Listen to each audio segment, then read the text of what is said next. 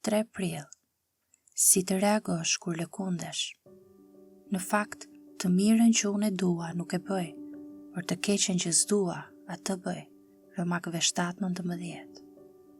Të krishterët nuk jetojnë vetëm në humbje, por as në fitore të përsosur mbi mëkatin.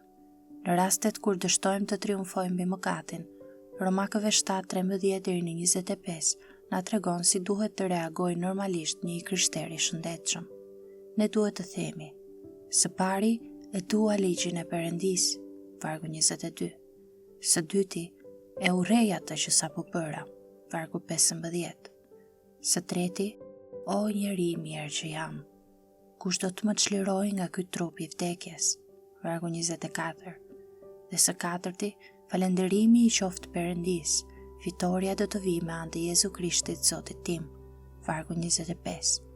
Me fjalë të tjera, asnjë krishter nuk dëshiron të jetojë në humbje, asnjë krishter nuk pranon të jetojë në mposhtje, por edhe nëse mposhtemi për një farë kohe, nuk duhet të gënjejmë për këtë. Nuk duhet të tregohemi hipokrit, nuk duhet të shtiremi, nuk duhet të mburemi për perfeksionizëm, nuk duhet të ketë buzëqeshje të shtirura apo gëzim si përfaqësor. Për më tepër, na shpëto Perëndi nga verbëria ndaj dështimeve tona dhe nga të qenet të shpejt për të gjykuar të tjerët. Perëndi na ndihmo të ndihemi më keq për dështimet tona se sa për dështimet e të tjerëve.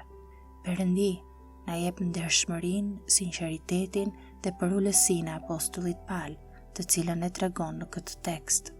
O i mirë njeri që jam, kush do të më çlirojë nga ky trup i vdekjes?